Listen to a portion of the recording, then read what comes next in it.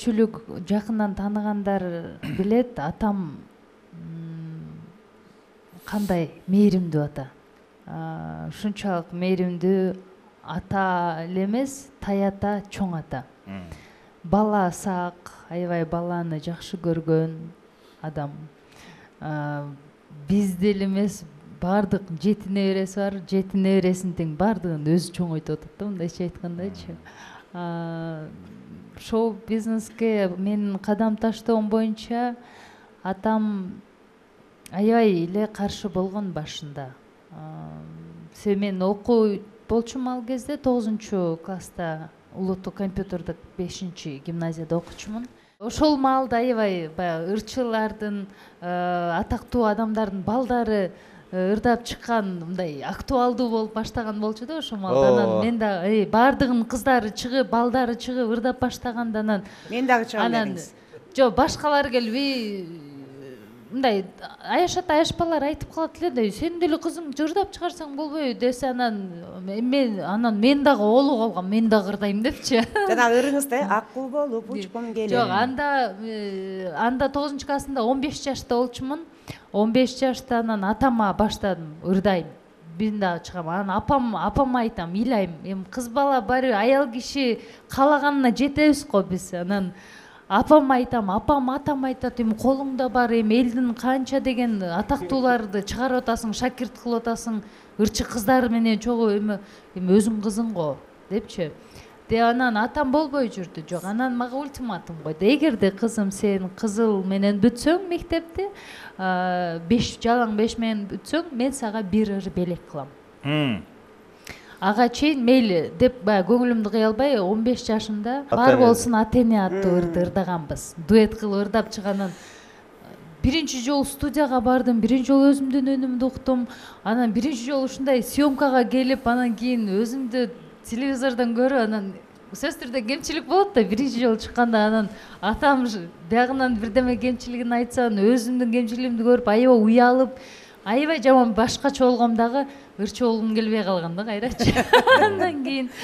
Анан кийин баягы сөзүнө турду атам. Кызыл менен бүттүм мектепти. Эми сөздүн ачыгы мен бул чөйрөгө ырчы болом деген эмесмин да, мен тандаган эмесмин да. Мен профессиям боюнча негизи мен дипломатмын. Эл аралык мамилелер факультетин бүткөм. Анан мейли бир жолу ырдап көрчү кызым, макул деди. Мейли баягы мен каалоомду сындырбайын деп. Атам ушундай ата, бардыгыбыздын ар бир 3-1 тууганбызбы, үчөөбүздүн тең өзүбүздүн каалообузга койгон да. Мисалы тандоо боюнча, профессияны тандоодо же кандайдыр бир хоббини тандоодо. Анан ырдап чыккандан кийин радиолорго мындай берип койду. Атамдын кызы болгон үчүн кабыл алышты. Атамдын кызы болгон үчүн, атам үчүн да. Мен ушул жерде отурганымдагы ар бир ордум, тапкан ордум баардыгы атамдыкы да. Меники эмес, атамдыкы. Мен атамдын аты болгон үчүн. Жок, эми албетте атаныкы жакшы жооп болду. Атам ыр жазып берди, эл талап кылды, анан ушинтип эле келип калдым да. Жакшы. Кудайга жакшы бир буйрук. Чыгармачылыктын тузу оор дейт го. Анан атама рахмат айткым келет. Ушундай кандай ата болчу дегенде айткым келет. Ар жума сайын бизди паркка алып барган ата. Гастролдон ушунчалык келерин чыдамсыздык менен күтөт элем. Кеткенде мен атамдын жаткан жаздыгына жыттачумун да. Жытын сагынчумун да атамданчы. Кетип атканда чемоданына катып ушундай кат жазып койчумун. Ата, мен сизди жакшы көрөм, ата, мен сизди сагынам деген катын жазып койчумун да. Мени чемоданын ачканда ушуну көрүп мени эстеп турсун атам депчи. Атамдын келерин ар дайым күтчүмүн. Келгенде биз үчүн билет болчук, инем экөөбүз ар дайым 2 пакет ушундай бизге игрушкалар менен көтөрүп келчү. Ар дайым да, ар суббота, воскресенье биз сөзсүз түрдө паркка алып барчу. Бизге ушундай бактылуу балалык тартуулаган атам менен апама рахмат айткым келет. мына атам кичинекейинен абама сүрөт тартып берген болсо, мен столдун үстүнө коюп койчумун. Ата, пожалуйста, темасы мондай, могого тартып берип коесузбу деп ватмандарды коюп жатчумун да.